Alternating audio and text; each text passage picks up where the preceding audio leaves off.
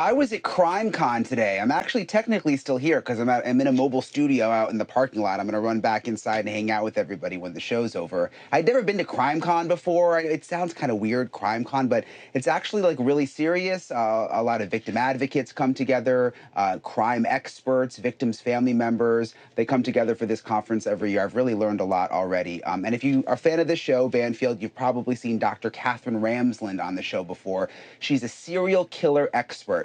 We have all sorts of people on the show, but I've always just been fascinated by Dr. Ramsland because she studies serial killers. I've wanted to know, like, what is Dr. Ramsland really like? What would she be like to meet in person? Because we've only interviewed each other through the screen.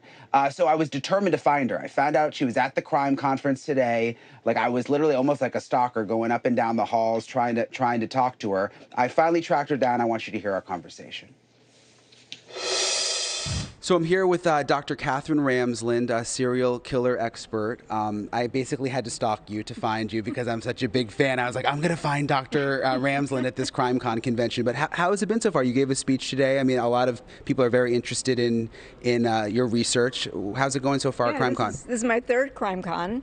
I was on a panel today, and great audience, large audience. They had a lot of good questions, and we were really able to talk about why do we study these people in a way that will help us to prevent future serial killers, and that's probably the most important part of the kind of work we do.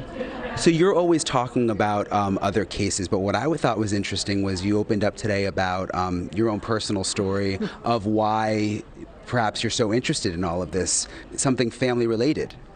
So I was asked the question, how did I get into it? I talked about during my childhood, there was a serial killer in my town, but also I have stuff in my background that's got violence associated with it. My father's mother was murdered. I never knew her. She was, and my great-grandfather on the other side of the family tried to poison everybody so he could run off with someone else, and that didn't work, but there's certainly violence in the background that's kind of trickled down to me. Tried to poison the whole family? Tried to poison the whole family, yeah. Have you ever looked into that since you're interested in crime? There's family secrets. It's hard to penetrate walls. I have that much information, but I didn't get to find out much more. So interesting. Do you think that did influence you into doing the work you do? I think it influenced me because one of the things when we'd go on family trips, my father would sing songs about dying and death and getting shot and gunslingers and stuff. So, wow. So it influenced him because I believe he found his mother murdered.